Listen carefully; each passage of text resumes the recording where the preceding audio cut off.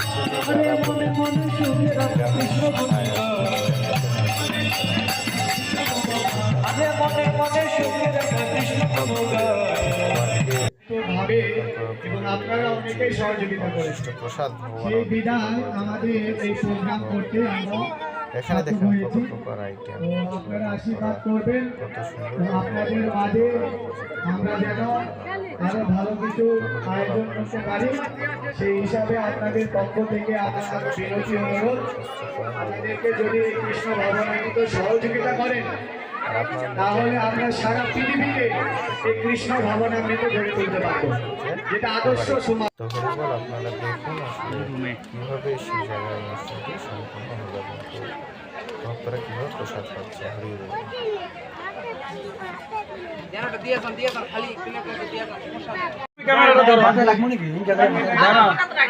আমাকে দেন